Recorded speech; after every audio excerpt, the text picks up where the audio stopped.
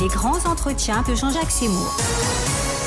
Et aujourd'hui, à l'occasion de la sortie du livre au Jardin des Livres du pétrole et du sang, Mohamed Ben Salman, je reçois Pierre Jovanovic. Merci à vous. Et merci d'être avec nous. J'ai cette photo sous les yeux. Ça, c'est une photo de l'AFP il y a quelque temps déjà. Et on voit bien la soumission, on va dire, d'Emmanuel Macron comme d'autres, chef d'État, pas que lui. Mais on voit bien la soumission à Mohamed Ben Salman. On voit bien qui contrôle le monde. C'est très net. En tout cas, c'est une photo marquante du jour. Et puis, il y a cette longue poignée de main entre Emmanuel Macron et Mohamed Ben Salman, le prince héritier saoudien, qui était devenu un paria sur la scène internationale depuis que la CIA avait pointé sa responsabilité dans l'assassinat horrible du dissident Jamal Khashoggi. Jamal Khashoggi est entré dans le consulat d'Arabie Saoudite d'Istanbul pour ne jamais en ressortir. Sauvagement assassiné, son corps démembré et jamais retrouvé, Jamal Khashoggi avait pour seul tort d'avoir à plusieurs reprises dans son travail de journaliste critiqué les autorités saoudiennes. Également chroniqueur au Washington Post, il gênait le régime du prince Ben Salman. Mohamed Ben Salman a déclaré qu'il assumait la pleine responsabilité de ce crime haineux commis par des hommes travaillant pour le gouvernement saoudien, mais il a nié avoir commandité le meurtre de Jamal Khashoggi. Et Dieu seul sait si Donald Trump, à l'époque qui était président, avait tout fait, si vous voulez, pour ralentir les accusations de la CIA, parce qu'il a fallu attendre quasiment un an avant que la CIA, effectivement, accuse Mohamed Ben Salman, enfin du moins sans l'accuser directement, en pointant les doigts sur les responsables, entre guillemets, ainsi de suite, en restant très vague, mais tout le monde avait bien compris que de toute façon la CIA ne pouvait pas faire autrement que reconnaître effectivement la responsabilité des Saoudiens, en particulier de celle de Mohamed Ben Salman, qui a voulu avoir la peau et les tripes du journaliste Jamal Khashoggi. Et d'ailleurs, c'est une des raisons pour lesquelles aujourd'hui, Mohamed Ben Salman ne peut plus mettre les pieds ailleurs. Il ne peut pas avoir d'apparition publique, que ce soit à Londres, à Berlin, à Madrid, même pas parler des États-Unis. Et pourtant, Emmanuel Macron est allé le voir, est allé chez lui. Ah bah c'est moins risqué, là il risque pas avoir de manifestations. C'est sûr, mais quand même signé avec lui un contrat d'armement très important et qu'il a l'air même de le rétablir sur la scène internationale. Il ne pourra pas. De toute façon, Macron avait déjà fait le dos rond avec cette affaire de Jamal Khashoggi. Nous, on l'a vu. Vous avez eu le courage de chroniquer le livre, mais 99,9% des journalistes français, dont les médias, si vous voulez, sont contrôlés plus ou moins par les banques, plus ou moins par l'Élysée, ou plus ou moins par des sociétés appartenant indirectement aux Saoudiens, et ils se sont autocensurés. Par exemple, l'agence France-Presse n'a pas fait une seule dépêche sur la sortie de ce livre, ce qui est absolument et purement scandaleux. Pas que l'AFP d'ailleurs, qui n'est pas parlé de ce livre. Ah non, il n'y a pas que l'AFP. Reuters, enfin bon, ils ont tous écrasé. Parce que les Saoudiens en général et Mohamed Ben Salman en particulier distribuent ces milliards à qui il veut, enfin du moins à qui fait acte de soumission. Et d'ailleurs les deux journalistes, alors précisons si vous voulez que ça a été écrit par Bradley Hope et Justin Check. Qui sont deux grands reporters du Wall Street Journal. Voilà, donc c'est quand même des gros calibres, c'est des vieux routiers, ils étaient en poste justement en Arabie Saoudite et au Moyen-Orient, ils ont des années et des années d'expérience, ils étaient vraiment au cœur du sujet, même dans la cour royale, et ils nous montrent bien, si vous voulez, l'envers du décor avec ce livre.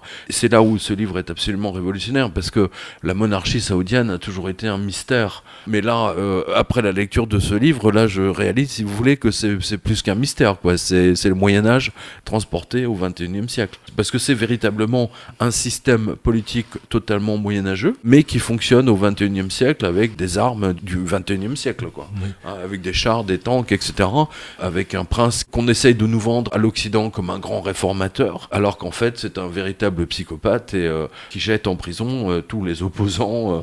Il suffit de voir ce qui est arrivé à Jamal Khashoggi. Mais justement, on vit une drôle d'époque dans laquelle on peut faire découper un journaliste à la scie et puis finalement rester un interlocuteur valable. C'est ainsi que je le vois, moi, quand je vois Emmanuel Macron se précipiter là-bas. C'est-à-dire que quand vous avez à peu près 20 milliards de marchandises militaires à vendre, Emmanuel Macron a choisi, si vous voulez, de passer l'éponge, comme on dit, sur les taches de sang. C'est le cas de le dire. Les armes françaises ont-elles tué des civils au Yémen ? Sur la ligne de front, l'Arabie Saoudite utilise depuis 3 ans beaucoup d'armes américaines, mais pas seulement. La France a vendu des chars Leclerc que l'on voit ici en exercice, ou encore des canons César, armes redoutables engagées par les Français en Irak. Un dossier embarrassant pour le gouvernement. L'utilisation des armes, une fois livrées, est normalement encadrée. Mais les conflits peuvent évoluer. Non, mais c'est absolument consternant. Mais vous verrez bien que Mohammed Ben Salman, à cause de ce qui s'est passé avec Khashoggi, aujourd'hui ne peut plus, c'est ce que je vous disais tout à l'heure, ne peut plus mettre les pieds dans une seule capitale occidentale sans qu'il y ait des manifestations colossales en opposition. C'est-à-dire que c'est même pas les journalistes qui agitent ça, c'est les citoyens normaux, comme les citoyens normaux défendent aujourd'hui bec et ongle le cas de Monsieur Assange, qui va être extradé aux États-Unis. Alors bien qu'un juge en fait avait déclaré sa première extradition irrecevable, c'est tout à fait scandaleux.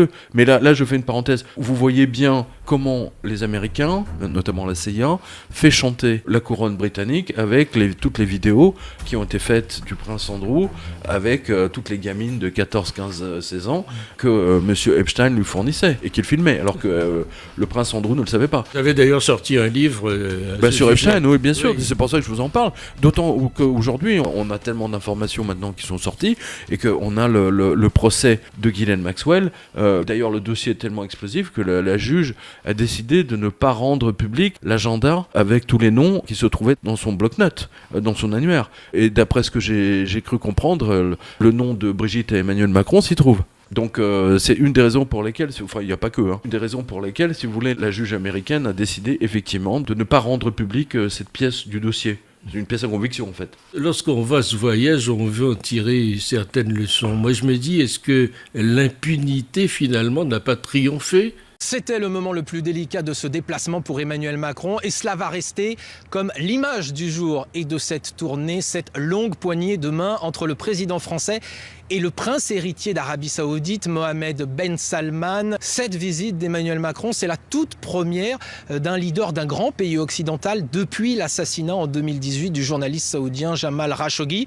L'impunité triomphe comme, vous savez, comme elle a triomphé en Union soviétique, en Russie. Je rappelle quand même qu'il y a plusieurs journalistes qui ont été assassinés simplement parce qu'ils dénonçaient la corruption totale d'un système. C'est pas si vieux que ça. À l'île de Malte, on a retrouvé une journaliste assassinée qui dénonçait la corruption de la totalité des hommes politiques de l'île de Malte, qui étaient vendus eux aussi à des milliards, mais le milliard de Kadhafi. Donc, vous savez, dès qu'il y a beaucoup d'argent, on dit que l'argent n'a pas d'odeur, mais là, si. Ça a l'odeur du sable, du pétrole.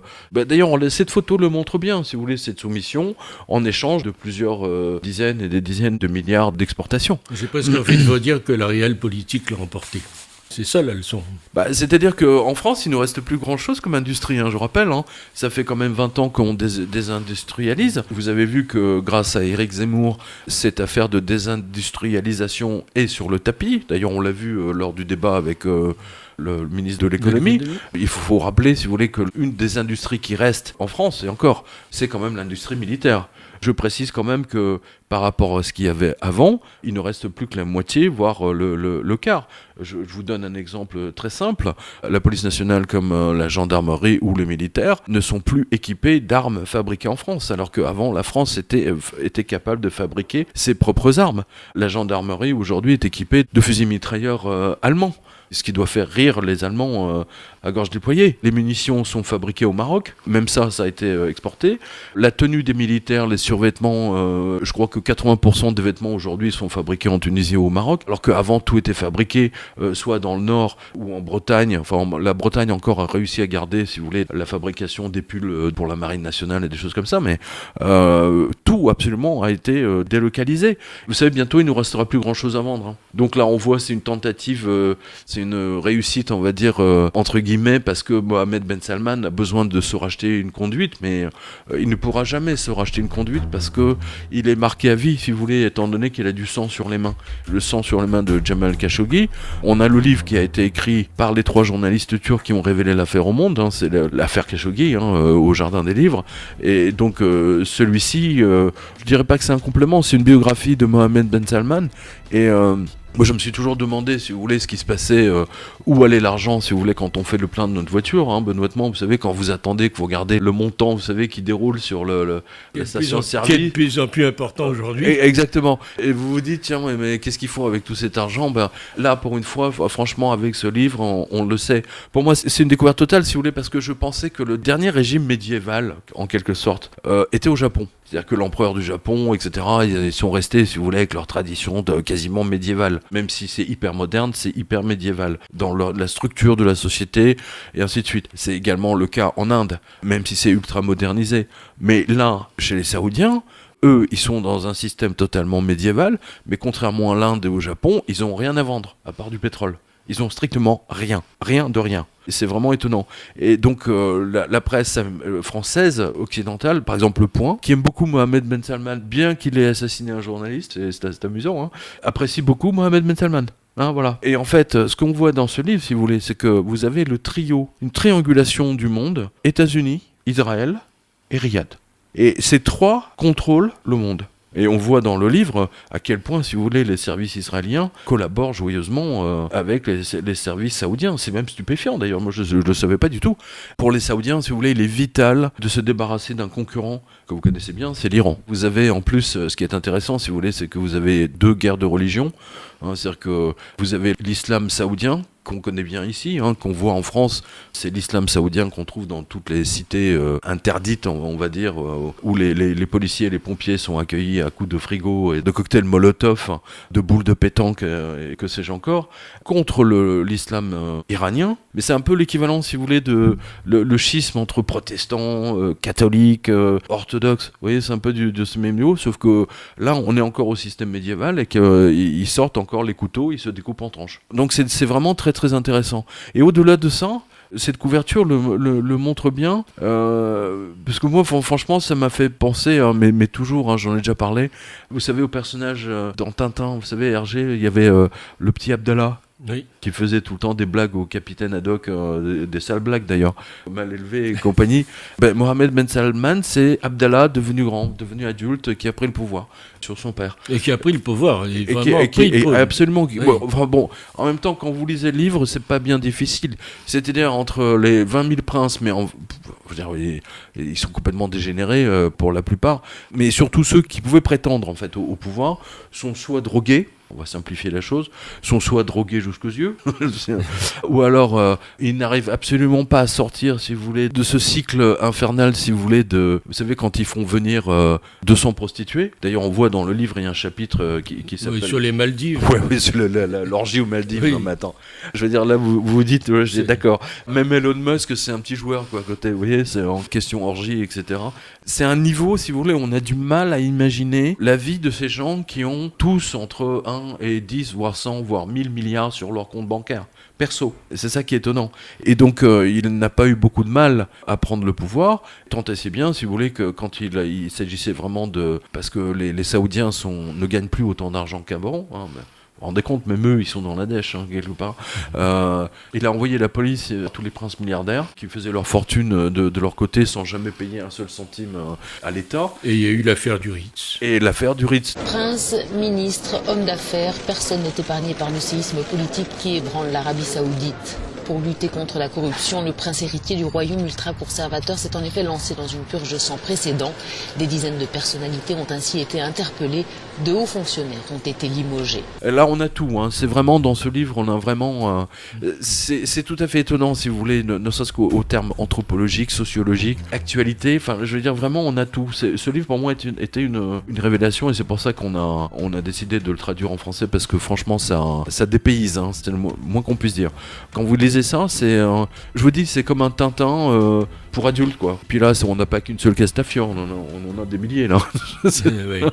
Donc, assassinat du journaliste. Kidnapping du Premier ministre libanais, c'est pas rien. Oui, Harari, oui. Dans le genre... Non, mais je sais pas si vous réalisez. Oui, il y avait eu l'intervention d'ailleurs d'Emmanuel Macron. Selon une partie de la classe politique libanaise, Hariri est bel et bien retenu prisonnier en Arabie Saoudite. Il faudra plusieurs semaines et l'intervention de la France pour résoudre cette crise diplomatique. Il y a eu l'intervention d'Emmanuel Macron, évidemment, donc il a été obligé de lâcher du lest, hein, c'est clair. Mais clairement, il a passé une sale semaine, hein, le Premier ministre libanais. Bon, en même temps, il faut dire, si vous voulez, que entre corrompus, parce que plus corrompu que le Premier ministre libanais, je vous rappelle par exemple, vous savez quand j'étais au Liban, vous savez pour la crise bancaire, on en a parlé ensemble lors de notre dernière émission. On a même fait une émission ici. Il y a 6 mois, voilà. Les Libanais ont appris, si vous voulez, que le Premier ministre libanais, donc Hariri, qui est marié, donc avec des enfants, etc., était tombé fou amoureux d'une mannequin blonde sud-africaine, blanche, vraiment comme une suédoise, quoi. Vous savez, le mannequin, quoi. Bon, il n'arrivait pas à la séduire, évidemment. Donc il a commencé par lui envoyer, si vous voulez, une rivière de diamants, ensuite une Jaguar, et puis ensuite c'était à coup de millions de dollars. Et au bout de, si vous voulez, sa vertu, comment dire, a fondu, au bout de, je sais pas, je pense l'équivalent de 10 millions de dollars. Alors, le scandale, si vous voulez, a été, si vous voulez, c'est que le Premier ministre libanais s'est offert une pute, hein, on va dire ça comme ça, pour l'équivalent, je crois que c'était 100 millions de dollars au total, de cadeaux, de machins et trucs. Et on l'a appris, le fisc sud-africain, découvrant la chose, a fait un procès à cette mannequin pour ne pas avoir déclaré tous ses gains sur sa déclaration d'impôt. Donc ça a été un scandale vraiment des deux côtés, aussi bien au Liban qu'en Afrique du Sud. Et pour revenir à Mohamed Ben Salman, qui n'est pas en reste dans ce genre de choses, il a carrément enfermé dans une pièce le Premier ministre libanais qui était venu lui réclamer des milliards pour sauver le Liban. Parce que déjà, eux savaient, si vous voulez, que le Liban, enfin le système bancaire libanais était à bout de souffle, et que la grande escroquerie, si vous voulez, de la Banque centrale du Liban allait finir par se voir. Ce qui s'est passé effectivement au mois de janvier 2020. Oui, mais aujourd'hui, en allant là-bas, c'est aussi le même principe. Emmanuel Macron demande à Ben Salman de l'aider à régler le problème libanais. Oui, mais il veut pas. Il a fermé la porte, là. Il a fermé la porte, d'une part, parce qu'il y a le Liban aujourd'hui, si vous voulez, est partagé et divisé en 2, voire en 3. Mais surtout, il y a le Hezbollah, si vous voulez. Le Hezbollah, c'est l'Iran. Et les Iraniens de le Hezbollah, qui contrôle l'aéroport, je vous le rappelle, je l'ai vu moi, hein, c'est vraiment une ambiance bizarre, hein. On a vraiment l'impression d'être dans un... À nouveau, je reviens vers lui parce que c'est vraiment le Zola de l'actualité internationale, c'est Gérard de Villiers qui a vraiment fait beaucoup de livres sur le Hezbollah et sur les Iraniens et sur leur manière de fonctionner, et à l'aéroport de Beyrouth, on l'a vu. Donc vous imaginez la rencontre entre le Premier ministre libanais et Mohamed Ben Salman, ça devait être quelque chose. Il l'a fait chanter, il a exigé un certain nombre de choses que vous verrez dans le livre, et c'est effectivement Macron était venu à la rescousse pour le sortir de la prison saoudienne, quoi. Et c'est incroyable, mais c'est tout à fait incroyable. Vous savez qu'avec Mohamed Ben Salman serait capable de faire la même chose avec Macron ou avec Pécresse. Ces gens-là sont complètement fous, vous savez, quand ils ont des milliards. On en parle comme étant un véritable psychopathe. Mais ces gens sont des psychopathes quelque part, vous savez, je crois qu'à partir du moment où vous avez 10 milliards ou 100 milliards sur votre compte bancaire, vous devenez un psychopathe si vous n'avez pas de spiritualité. On le voit avec Bill Gates aujourd'hui. Bill Gates est devenu un psychopathe, littéralement. Je vous rappelle qu'il est allé avec Monsieur Epstein à Bruxelles et à Strasbourg pour se renseigner sur la politique sanitaire européenne, donc pour préparer l'opération virus, machin, etc., comme l'a montré Philippe Aymar dans son livre. Mais surtout, il est allé ensuite à Oslo, il a exigé, si vous voulez, du comité Nobel de recevoir le prix Nobel. Rien que ça. Je sais pas si vous voyez le truc, quoi. C'est, je veux dire, moi je suis riche, machin, truc, donc donnez-moi le Nobel, quoi. Vous savez, c'est un peu comme ces acteurs Hollywood, parce qu'à un moment donné, c'était la mode d'être décoré de la Légion d'honneur par le consul de France à Los Angeles. C'était la mode. Donc le consul de France que j'ai connu là-bas était submergé d'appels de différents agents d'acteurs pour qu'ils leur donnent le petit ruban parce que ça le fait, quoi. Vous voyez, c'est un peu la même chose. Donc c'est des psychopathes, et Mohamed Ben Salman est un psychopathe. Dans le sens où, quand quelqu'un lui déplaît, c'est directement en prison, ou découpé en tranches, ou torturé, et ainsi de suite. Les réformes économiques et sociales se succèdent. En juin dernier, les femmes obtiennent enfin le droit de conduire dans le pays.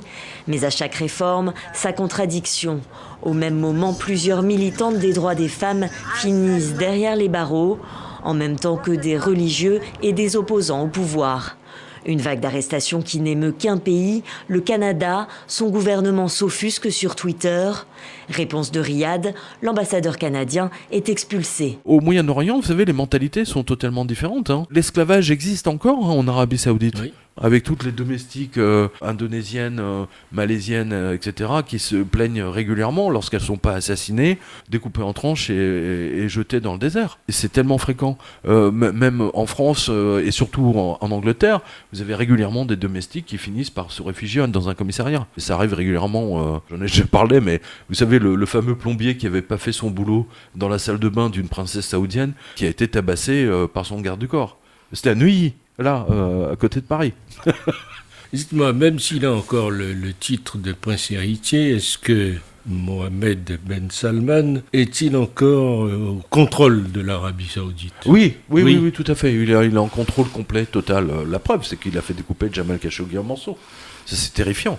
Pour que tous les systèmes, si vous voulez, les services secrets lui obéissent. Le problème, si vous voulez, c'est que tous ces gens, si vous voulez, sont riches comme Crésus et ils n'ont pas le niveau. Et c'est ce qu'on voit très clairement dans la biographie de Bradley Hope et de Justin Sheikh, c'est que quand il fait des réunions, par exemple des réunions ministérielles, on va dire, ou royales, je sais pas quel titre on peut le mettre dessus, en fait les gens ils n'ont pas les qualifications. Donc que fait Mohammed Ben Salman ? Il fait appel aux boîtes de consulting américaines. McKinsey, Bain & Company, etc., etc. Vous avez toutes les grosses compagnies qui d'ailleurs dépendent pour leur grande majorité de la CIA. Et donc ce sont les Américains, si vous voulez, qui fournissent toutes les idées de développement politique, économique, immobilière, social, etc. C'est vraiment étonnant. La meilleure preuve qu'ils sont pas à la hauteur, si vous voulez, en termes de formation. Prenez l'exemple de l'assassinat de Jamal Khashoggi. Mohammed Ben Salman avait envoyé la crème de ses services secrets, des techniciens, ceux qui font les nettoyages, pour vérifier s'il n'y a pas des micros dans les murs, etc. Et donc une équipe, avant même l'équipe des assassins, une autre équipe était venue avant celle-là, et donc ils ont passé les murs du consulat avec leurs appareils électroniques, etc.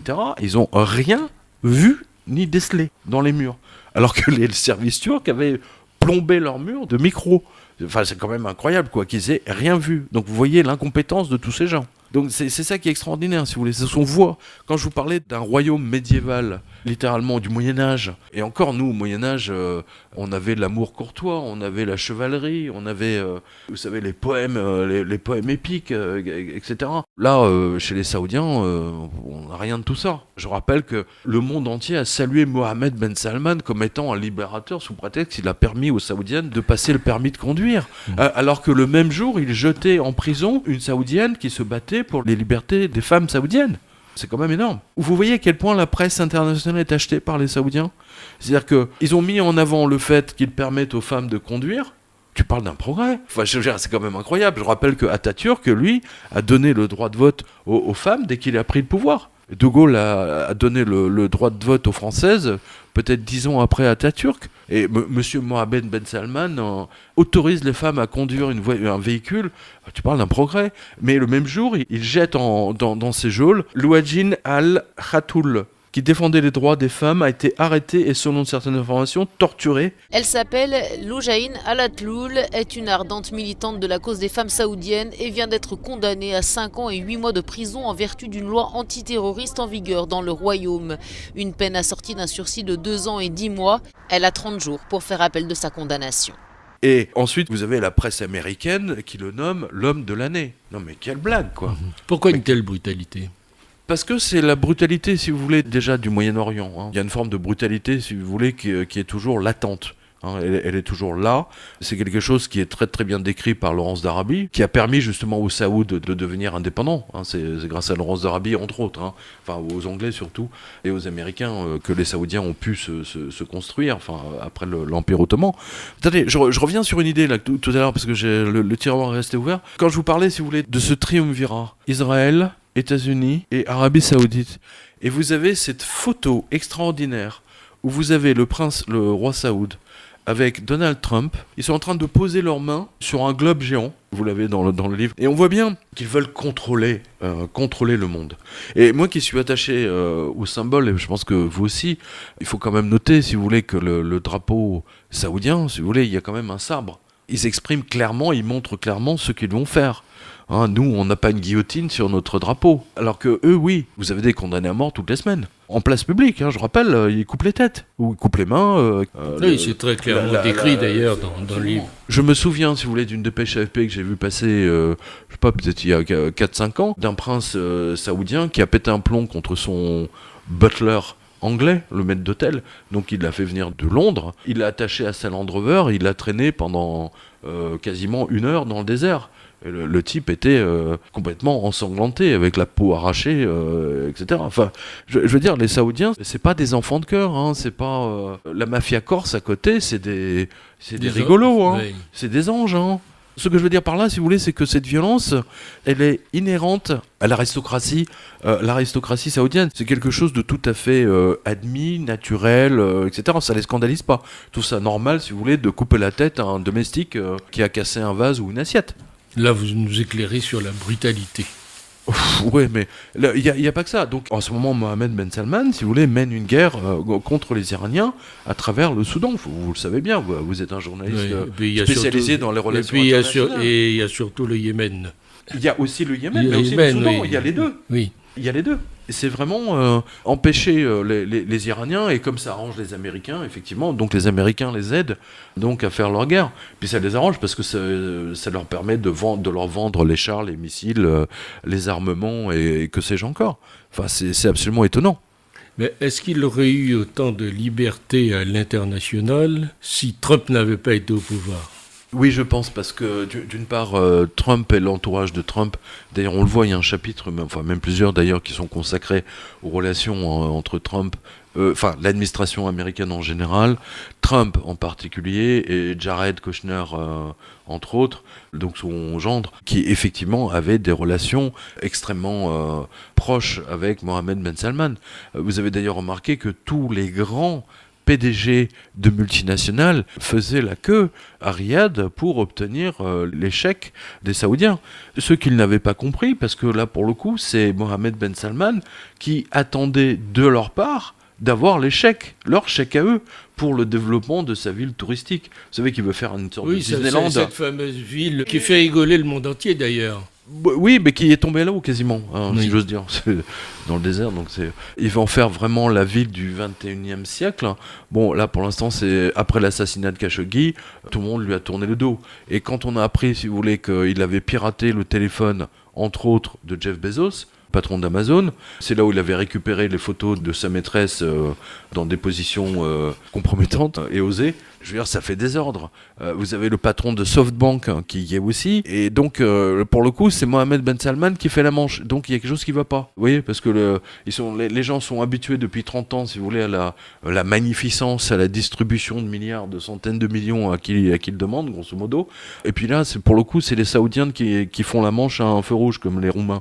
Donc là, ça ne va plus. Vous voyez, il y a eu un court-circuit.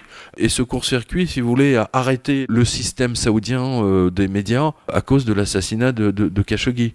Et on a appris, si vous voulez, entre-temps, que Mohamed Ben Salman a acheté tous les logiciels espions aux Israéliens. C'est pour ça que je vous dis, je vous redonne à nouveau le contrôle du monde aujourd'hui par Israël, Arabie Saoudite et les Américains de tous les logiciels espions pour téléphone. Vous avez vu comme moi au mois de juin dernier ou au mois de juillet, parce que là même l'Élysée a essayé de masquer cette affaire, le téléphone d'Emmanuel Macron était piégé par le logiciel Pegasus israélien. Oui, mais on parle beaucoup justement de l'achat de logiciels, pas simplement pour ça d'ailleurs. Pas simplement pour ça, mais on voit bien, si vous voulez, qu'il y a un Mohamed Ben Salman. D'un autre côté, si vous voulez, c'est un moderne. C'est un homme moderne dans le sens où... Oui, mais c'est un homme paradoxal, moi je dis. Parce que, bon, il est moderne d'un côté et médiéval de l'autre. Ah, complètement. Oui. C'est-à-dire qu'en fait, il a grandi avec tous les jeux vidéo, vous savez, Civilisation. Oui, c'était d'ailleurs son dada. Exactement, la Xbox. Voilà, ils ont passé avec tous les autres copains quand il était enfant. Et son père avait beau dire, apprenez-lui à lire ou à lire. À lire, écrire, à compter, voilà. quoi. Voilà, Oui. c'était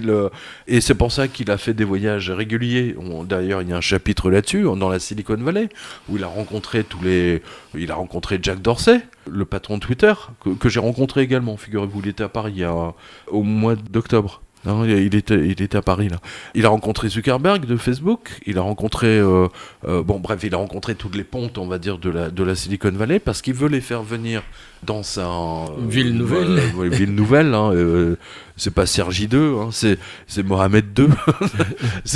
Vous voyez un peu l'idée. Malheureusement, les Américains, si vous voulez, sont, comme je vous l'ai dit, ils attendent l'inverse. C'est-à-dire qu'eux, ils attendent les millions de Mohamed Ben Salman pour éventuellement faire quelque chose.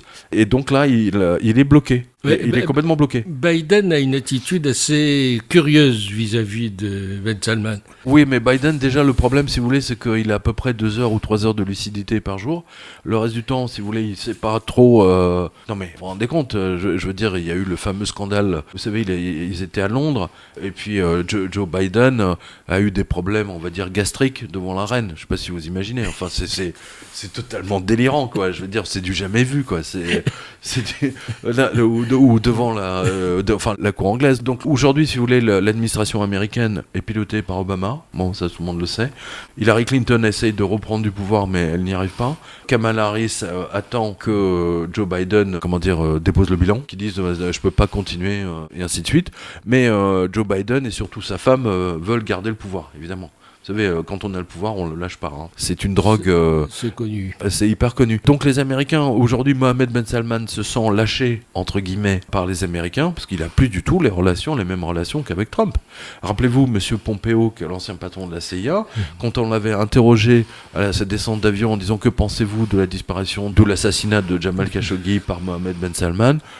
Je sais pas, j'attends des informations, on n'en est pas sûr. Enfin, vous voyez, il a botté en touche.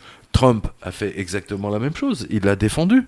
Et c'est finalement Gina Haspel, qui était la grande patronne de la CIA, qui a été démise de ses fonctions avec l'arrivée de la nouvelle administration, qui a finalement elle a été honnête, elle a donné le résultat à Trump. Mais techniquement, c'est trop tard. Je veux dire, je pense que Mohamed Ben Salman, on va en entendre beaucoup parler dans les prochains mois. Pourquoi ? Parce que je pense, si vous voulez, qu'il y a quand même maintenant une opposition au sein même de la cour. Alors, ils vont pas la montrer parce qu'ils savent très bien comment il est. Je veux dire, c'est quand même un message quand il a fait découper Jamal Khashoggi en tranches. C'est quand même un sacré message que vous envoyez à votre entourage, quoi. Et en même temps, si vous voulez, il se prend pour Louis XIV. Il s'est nourri beaucoup de l'histoire de Louis XIV, donc il a acheté le château de Louis XIV, un des châteaux de Louis XIV ici dans les Yvelines. Oui, mais c'est quoi ce château, justement ? Je m'interrogeais. C'est ce qu'il a racheté intégralement. Oui, carrément, oui. Il veut le transformer, il veut avoir il a ce sens de l'histoire, mais aujourd'hui, il est sur la touche. L'Arabie Saoudite est sur la touche. Moi-même, sur mon fil Twitter, si vous voulez, chaque fois que je vois passer un tweet de Mohamed Ben Salman ou de l'ambassadeur saoudien en France ou aux États-Unis, je leur réponds systématiquement et je mets la couverture du livre de Ferhat Tounlou sur l'assassinat de Khashoggi. Vous voyez, et on est très très nombreux à faire ça. On met le hashtag Khashoggi. N'oubliez pas Khashoggi et ainsi de suite, quoi. Ça lui colle à la peau. Il peut avoir ces milliards, il peut avoir autant de milliards. Il est sali, si j'ose dire. Mohamed Ben Sali, c'est plus Salman, c'est Ben Sali. Et moi, je me disais que c'est la fin de son purgatoire. Ça fait 3 ans qu'il est... Oui, c'est 3 ans, oui. Écoutez, c'est la fin de son purgatoire, mais l'affaire a pris une telle dimension internationale. On s'en rend pas compte parce qu'on n'est pas beaucoup à en parler. Non, mais en France, ils en ont pas beaucoup parlé parce que toute la presse est vendue aux Saoudiens. Donc, l'islam que vous voyez aujourd'hui en France, c'est majoritairement l'islam saoudien. C'est le wahhabisme, c'est ça ? Ouais, voilà. Les politiques français sont vendus soit aux Saoudiens, soit aux Qataris. Il y a même un livre qui est sorti il y a 5-6 ans qui montrait tous les députés, si vous voulez, qui allaient à l'ambassade du Qatar ou chez les Saoudiens et qui leur demandaient tant de X millions pour tel ou tel projet, blabla, etc. Mais toutes les mosquées en France sont financées soit par les Qataris, soit par les Saoudiens. Mais c'est Erdogan qu'on accuse. C'est ça qui est incroyable. Alors qu'Erdogan, il finance pas grand-chose, à part 2-3 écoles. À part Strasbourg, peut-être. Et encore. Voilà, à part quelques écoles, mais Strasbourg, parce qu'en fait, il y a toute la communauté turque en Allemagne. Ne l'oubliez pas, l'Allemagne et la Turquie, c'est un couple. C'est un vieux couple. La Turquie a aidé les Allemands pendant la Première Guerre mondiale. La Deuxième Guerre mondiale, la Turquie a essayé de rester plus ou moins en dehors, enfin au moins rester neutre. Mais le fait d'avoir pris position pour les Allemands, ça a été, ils ont payé le prix très cher, les Turcs, ne l'oubliez jamais. Donc les Allemands n'ont jamais oublié, si vous voulez, que les Turcs les ont aidés, qu'ils n'auront pas craché au visage. Et c'est une des raisons pour lesquelles l'Allemagne, lors de sa reconstruction, a fait venir énormément de travailleurs turcs. Tant et si bien, si vous voulez, que l'équipe de football nationale allemande, vous avez des joueurs comme Ozul ou d'autres d'origine turque, parfois d'origine serbe, mais c'est majoritairement turc. Et paradoxalement, les Allemands n'ont pas les mêmes problèmes avec l'islam turc, évidemment, parce qu'il est différent que nous avec l'islam saoudien. C'est très important de comprendre ça. Et ça, c'est quelque chose que Éric Zemmour ne comprend pas. Ça, c'est très grave d'ailleurs. Pourquoi vous mettez Zemmour dans le coup ? Parce que j'étais à Villepinte, donc j'ai fait un reportage sur Villepinte, sur quotidien.com. Alors donc il disait qu'il tendait la main aux musulmans, etc., mais qu'il dénonçait... Mais il ne comprend pas, si vous voulez, que je veux dire, dénoncer l'islamisme, si vous voulez, c'est surtout... Ce qu'il faut, c'est dénoncer l'islamisme saoudien et qatari. Et c'est pas du tout la même chose que l'islam turc. Quel est l'intérêt de sortir un livre comme celui-là ? Pour moi, c'est du Tintin. C'est du Tintin moderne. C'est véritablement un dépaysement complet. Ah oui, pour être dépaysé. Là, je peux vous dire que... Oui. Je veux dire, regardez The Times, ils disent que c'est explosif. Le Forbes, c'est excellent. Money Control, un travail courageux, rigoureux et louable. Yahoo Finance, un regard fascinant sur la façon dont Mohammed Ben Salman a pris le pouvoir alors que personne ne l'a vu venir. C'est tout à fait ça. Le Financial Times regorge de détails révélateurs. Ce livre est particulièrement excellent en montrant les liens entre le fonds souverain saoudien et Masayoshi Son de la SoftBank. Je vous en ai parlé tout à l'heure. Le résultat du travail de Hope Eshek est captivant, ça c'est Reuters. Et le New York Times, un portrait précis de l'homme et des histoires absolument époustouflantes. Et Robert Baer, qui était chef de station de la CIA au Moyen-Orient, donc il sait de quoi il parle, et il dit « Du pétrole et du sang, c'est le meilleur livre que je n'ai jamais lu sur le Moyen-Orient ». Et je suis d'accord vraiment 100% avec lui. C'est quelque chose... On n'a pas idée qu'un pays comme ça puisse encore exister au XXIe siècle, je vous l'assure. Et que les mecs peuvent encore fonctionner comme à l'époque de Lucrèce Borgia ou de Shakespeare. Vous savez, comme dans les tragédies shakespeariennes, quoi. Mais en même temps, on voit, si vous voulez, que quand vous êtes riche à crever, c'est-à-dire vous avez des milliards à crever, eh bien, ça n'encourage qu'une seule chose, la paresse. Et c'est pour ça que les Saoudiens sont dans une sale situation aujourd'hui, malgré les milliards mais ils sont infoutus de construire quoi que ce soit sans notre aide. Mohammed Ben Salman, du pétrole et du sang, et vous pouvez l'acheter au Jardin des Livres. Merci Pierre. Merci à vous Jean-Jacques, merci de parler de ce livre qui m'a vraiment passionné pour le coup.